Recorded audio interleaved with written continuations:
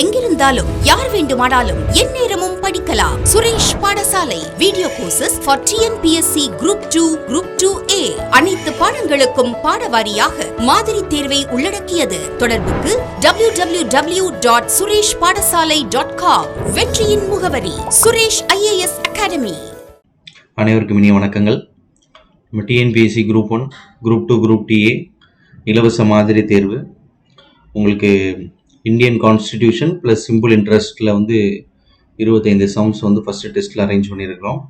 So simple இன்ட்ரெஸ்ட்டில் இருக்கக்கூடிய sums பார்த்துடலாம். ஃபஸ்ட்டு பாருங்கள், ஒரு தொகையானது 10 வருடங்களில் ரெட்டிப்பாகிறது அப்படின்னு கொடுத்துருக்குறாங்க. இதில் வட்டி விகிதத்தை காண்க அப்படின்னு கொடுத்துருக்காங்க. ஸோ 10 வருடங்களில் ரெட்டிப்பாகிறது, வட்டி விகிதத்தை காண்க அப்படின்னு கொடுத்துருக்குறாங்க. ஸோ ரெட்டிப்பாகிறது அப்படின்னாலே நீ நேரடியாக ஃபார்முலா போட்டுடலாம். அதாவது இப்போ உதாரணத்துக்கு இப்போ 100 ரூபாய் நான் போடுறேன் அப்படின்னா 200 ரூபாயா மாறிச்சுன்னா ரெட்டிப்பாகிறதுன்னு அர்த்தம். அப்போ பிரின்சிபலும் 100 ரூபாய் தான்.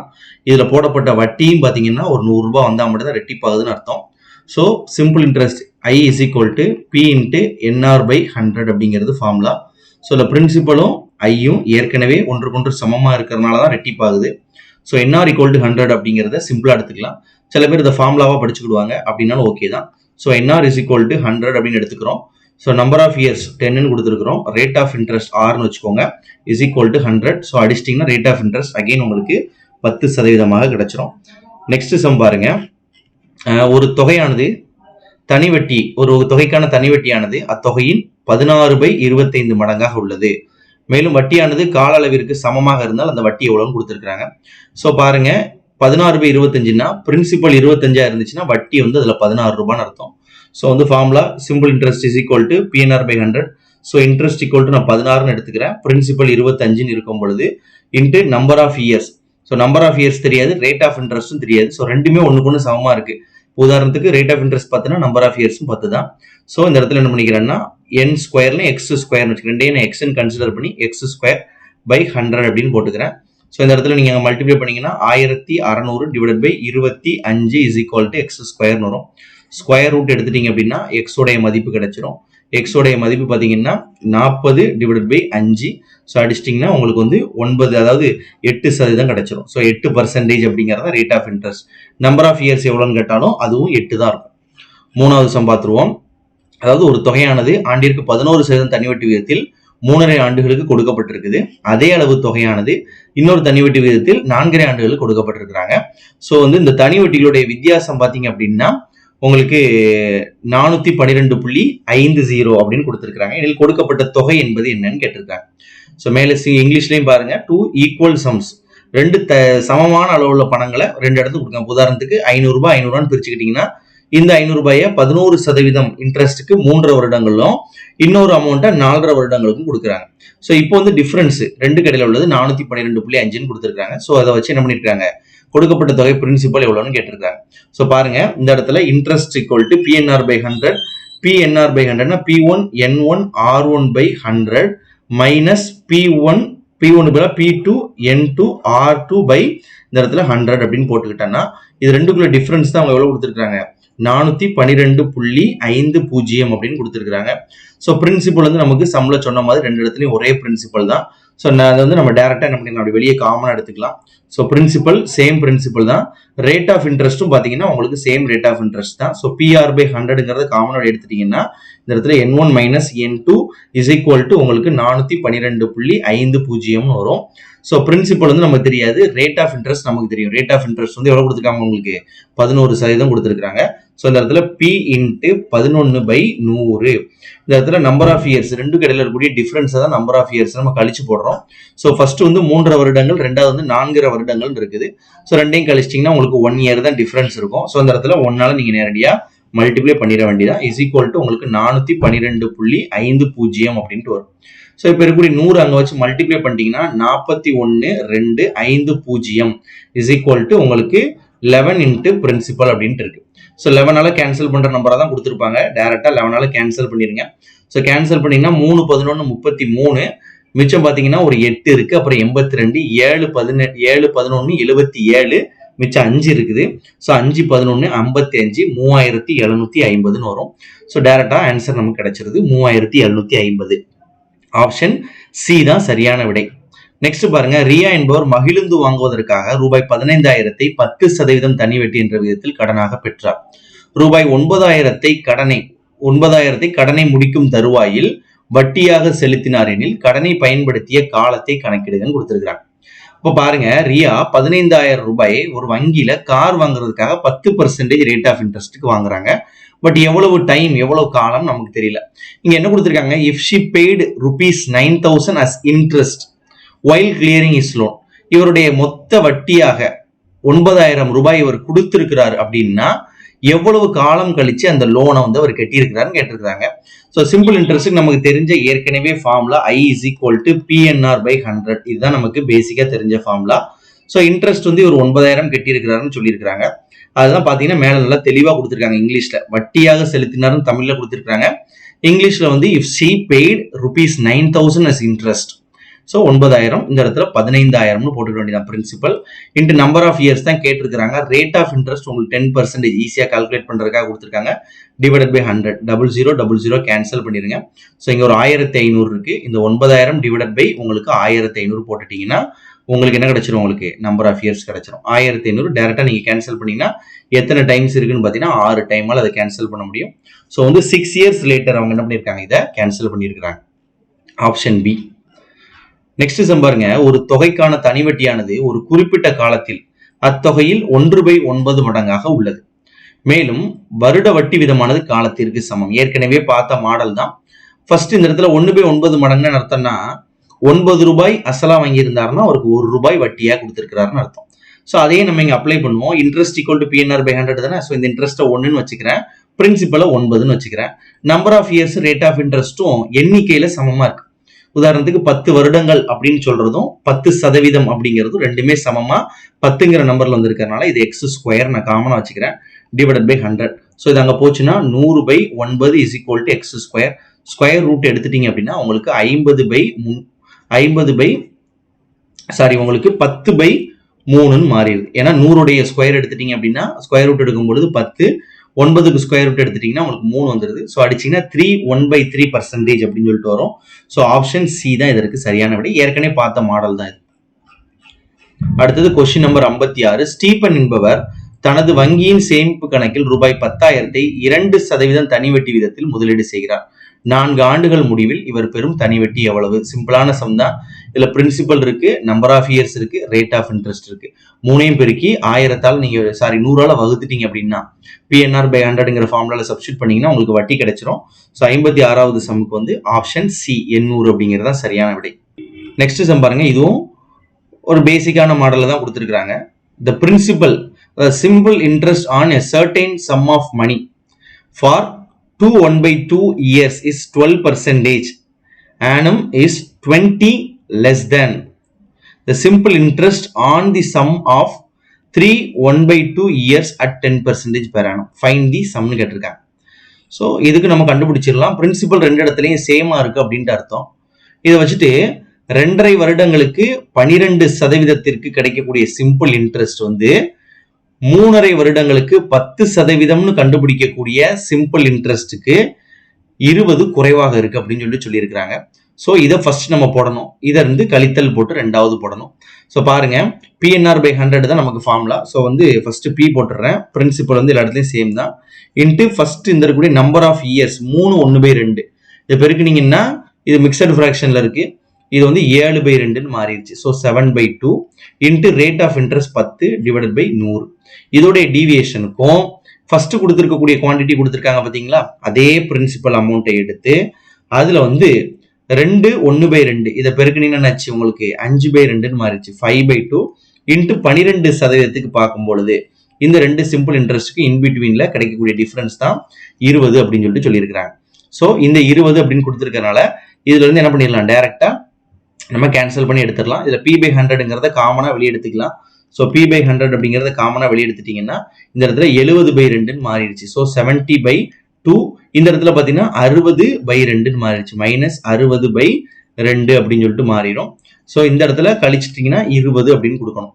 So LCM எடுத்துக்கிடுங்க. எல்சிஎம் எடுக்கும்போது பகுதியில் 2ன்னு எடுத்தாச்சு. 70 - 60 உங்களுக்கு 10. இந்த இடத்துல ஏற்கனவே P × 1/100 வரை இருக்குது. ஸோ இஸ் ஈக்குவல் டு 20 அப்படின்னு கொடுத்துருக்காங்க. இப்போ பிரின்சிபல் கண்டுபிடிக்க போகிறோம். இந்த 0வை இந்த 0 கேன்சல் பண்ணிட்டீங்கன்னா இங்கே கீழே 2 × 10 இருக்கு. அப்போ கீழே 20 இருக்குன்னு அர்த்தம். ஸோ P / உங்களுக்கு 20 இஸ் ஈக்குவல் டு 20 தான். அப்போ இந்த P / 20 ஈக்குவல் டு 20ங்கிறதுல பிரின்சிபல் வச்சுட்டிங்கன்னா 20 × 20 உங்களுக்கு 400 அப்படின்னு மாறிடுது. 400 அப்படிங்கிறது தான் சரியான விடை. ஆப்ஷன் ஏ தான் இதற்கு சரியான விடை. ஸோ நெக்ஸ்ட் சம் பார்த்துடலாம். 58வது சம் பாருங்க. வருடத்திற்கு 18.75% என்ற எளிய வட்டி வீதத்தில் தொகையானது எத்தனை வருடங்களில் இரட்டிப்பாகும்? இப்பதான் பார்த்தோம். இரட்டிப்பாகணும் அப்படின்னா அதற்கு ஃபார்முலா இருக்குது. NR = 100 அப்படின்ட்டு போட்டீங்கன்னா இரட்டிப்பாகிறதுக்குள்ள formula. So number of years அவங்க கேட்டிருக்கிறாங்க, என்ன தெரியாது. Rate of interest 18.75. ஸோ 18.75ங்கிறது போடுறதுக்கு உங்களுக்கு டஃபா இருந்த மாதிரி தெரிஞ்சுன்னா 18 3/4 என்ன பண்ணிக்கலாம், நீங்க போட்டு சம் செஞ்சுக்கலாம். இஸ் ஈக்குவல் டு 100 அப்படின்னு கொடுத்துருக்காங்க. ஸோ என்ன வச்சு நீங்க டிவைட் பண்ணிடலாம். ஸோ டிவைட் பண்ணிட்டீங்க அப்படின்னா உங்களுக்கு 5 வருடங்கள் 4 மாதங்கள் கிடைக்கும். ஆப்ஷன் பி தான் சரியான விடை. அடுத்த சம் பாருங்க. 59. ஒரு குறிப்பிட்ட அசலானது 6 வருடங்களில் 8880 ஆகும், 4 வருடங்களில் 7920 இருந்துச்சுன்னா அசல் மற்றும் வட்டி விகிதம் என்னவாக இருக்குன்னு கேட்டிருக்காங்க. ஃபர்ஸ்ட் 4 வருடத்துல 7920 இருக்கு. 4 வருடத்துல 7920 இருக்குது. இதே இது 6 வருடமா மாறும் பொழுது 8880 மாறும்.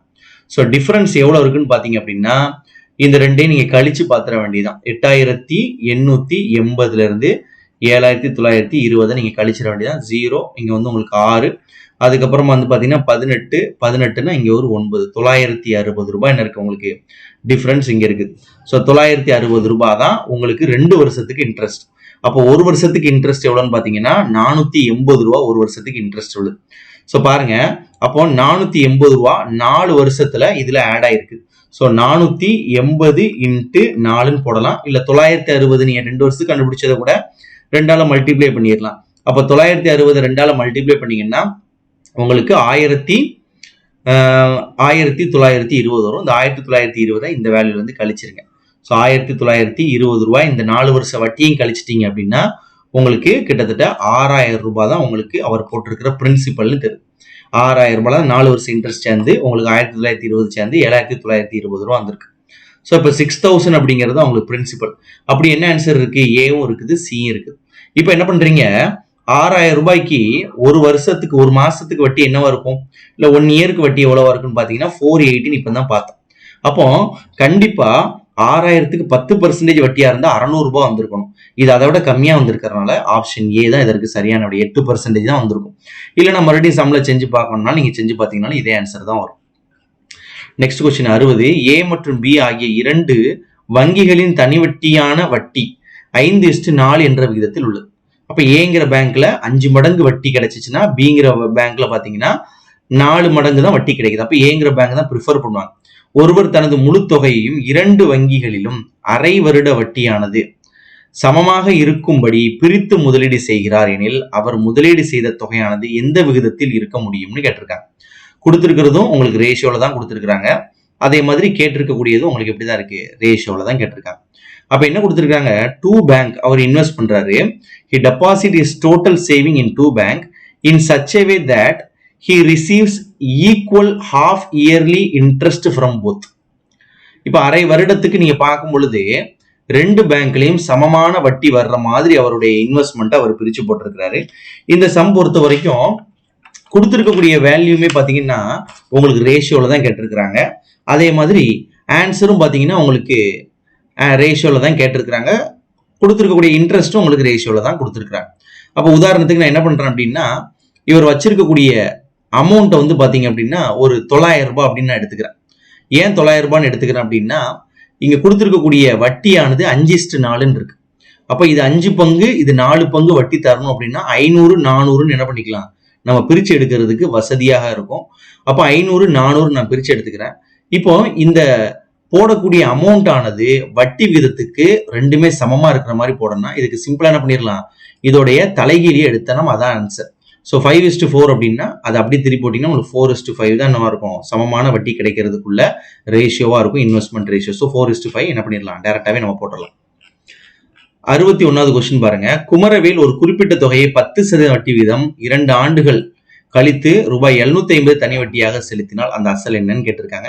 ஃபார்முலா தான், rate of interest 10, number of year 2, simple interest 750, PNR/100 அப்படிங்கிற ஃபார்முலா போட்டிங்கன்னா உங்களுக்கு பிரின்சிபல் எவ்வளோன்னு கிடைச்சிரும். ஆன்சர் 3750. ஸோ தனி வட்டியை பொறுத்த வரைக்கும் நமக்கு வந்து சம் வந்து ரொம்ப சிம்பிளாக தான் இருக்கும். நமக்கு கூட்டு வட்டியோட சேர்ந்து வரும்போது மட்டும்தான் நமக்கு என்ன கிடைக்கும், கொஞ்சம் சம் காம்ப்ளிகேட்டடாக மாறும். சதீஷ்குமார் என்பவர் ஒரு கடன் வழங்கும் நபரிடமிருந்து 52,000 ஒரு குறிப்பிட்ட தனி வட்டி வீதத்தில் கடனாக பெறுகிறார். அப்போ ரேட் ஆஃப் இன்ட்ரெஸ்ட் எவ்வளோன்னு சொல்லலாம். 4 வருடங்கள் கழித்து சதீஷ்குமார் 79,040 ரூபாய் மொத்தமாக செலுத்தினா அவருக்கான வட்டி விகிதம் என்னன்னு கேட்டிருக்காங்க. அப்போ அவருக்கு வாங்கின அமௌண்ட் 52,000, திருப்பி செலுத்தினது 79,040 ரூபாய் செலுத்தியிருக்கிறார். அப்போ எவ்வளவு ரூபாய் மொத்தமாக அவர் வட்டி செலுத்தியிருக்கிறார் நீங்க பார்த்தீங்கன்னா உங்களுக்கு தெரிஞ்சிடும். அப்போ 62, 72, 72க்கு அப்புறம் ஒரு 7,000 ரூபாய். அப்போ கிட்டத்தட்ட உங்களுக்கு 27,040 ரூபாய் அவர் வட்டி மட்டுமே செலுத்தியிருக்கிறார். இதை வச்சு கண்டுபிடிச்சிருக்கிறோம் அவர் வாங்கின அமௌண்ட் செலுத்தின அமௌண்ட்டுக்குள்ள டிஃபரன்ஸ். அப்போ 27,040 ரூபாய் அவருடைய வட்டி. சரி, இப்போ 27,040 ரூபாய் நம்ம இன்ட்ரெஸ்ட் எடுத்துக்கிட்டாச்சு. இப்போ நம்பர் ஆஃப் இயர்ஸ் ஒரு 4ன்னு கொடுத்துருக்காங்க. So number of years 4, principal 52,000 தெரியும். So principal, number of years, interest இருக்கு. ரேட் ஆஃப் இன்ட்ரெஸ்ட் கண்டுபிடிக்கிறதுக்கான ஃபார்முலா அதே தான், PNR/100. சிம்பிள் இன்ட்ரெஸ்ட்க்கு ஒரே ஒரு ஃபார்முலா தான் நம்மள்ட்ட இருக்குது. ஸோ இதை போட்டிங்கன்னா 27,040 இஸ் ஈக்குவல் டு 52,000 இன்ட்டு உங்களுக்கு number of years 4, rate of interest தெரியாது, டிவைடட் பை 100. இது சிம்பிளாக கேன்சல் பண்ணிங்கனாலே உங்களுக்கு என்ன வந்துடும், ஆன்சர் 13% வந்துடும். ஸோ ஃபார்முலாவில் போடுறது டேரெக்டாகவே ஃபார்முலாவில் போட்டு அப்ளை பண்ணிடுங்க.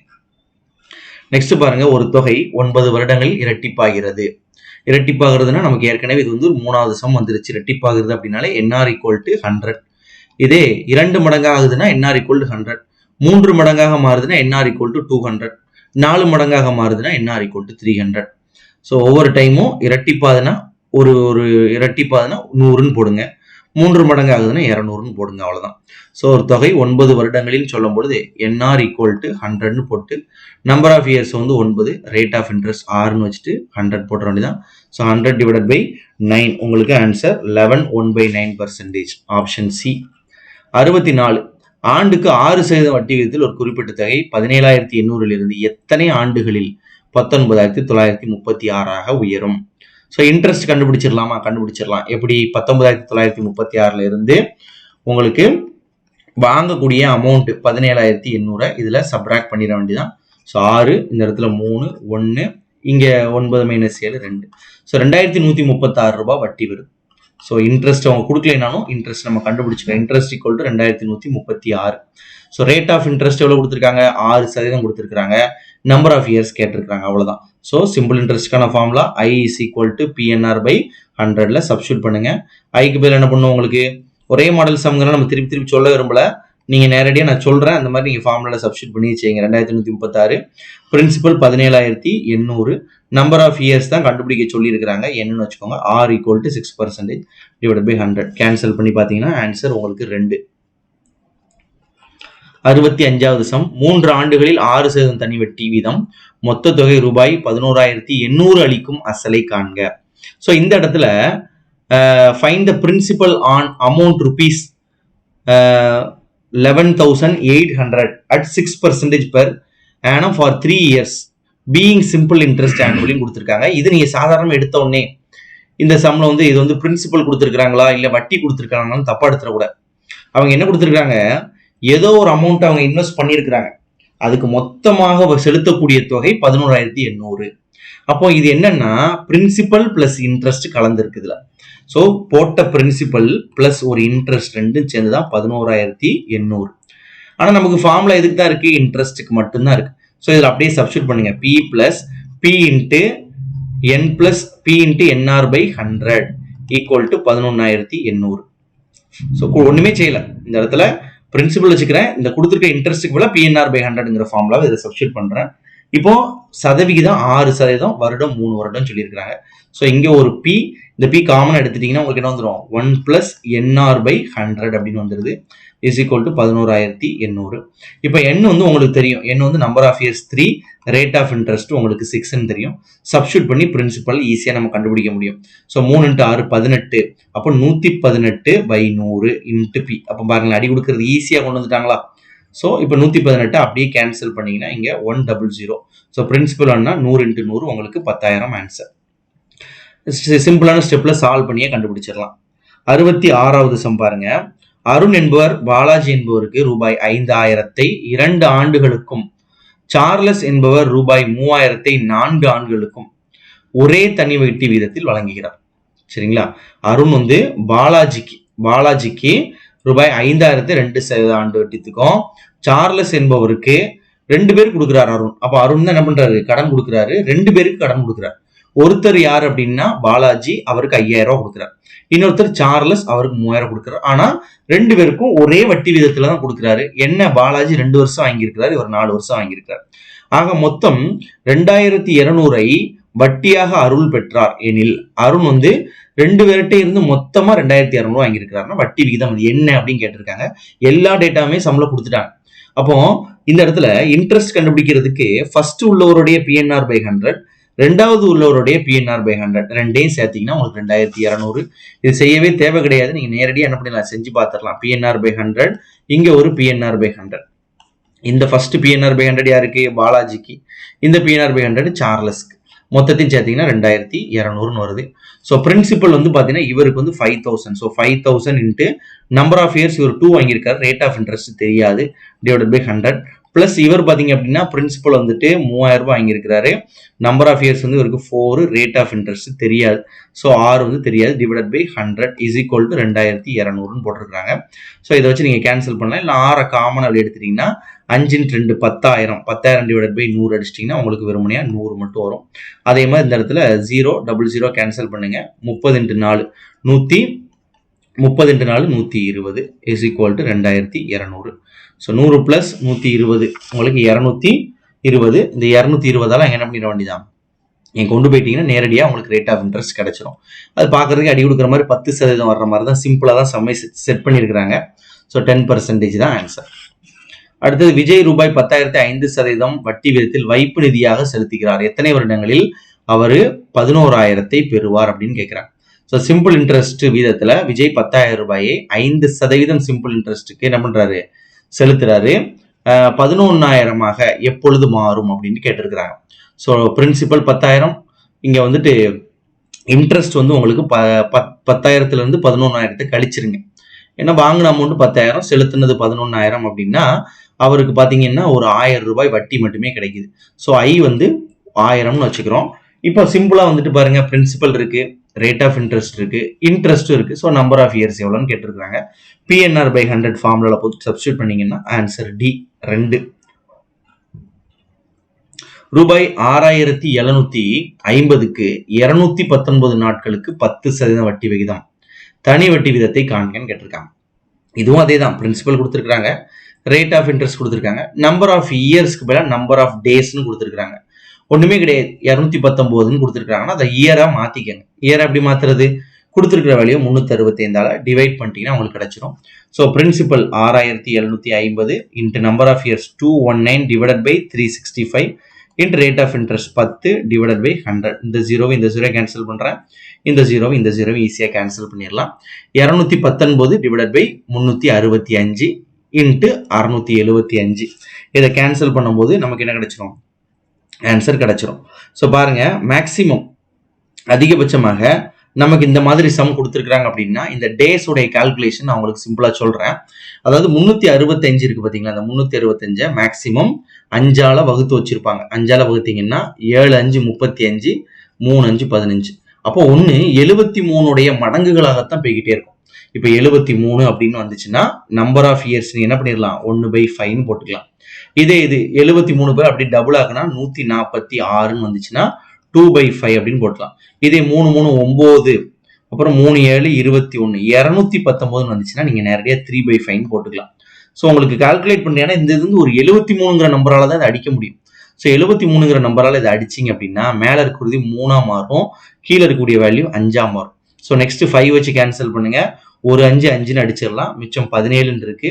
3 5 15 25 இருக்கு. 5 5 25.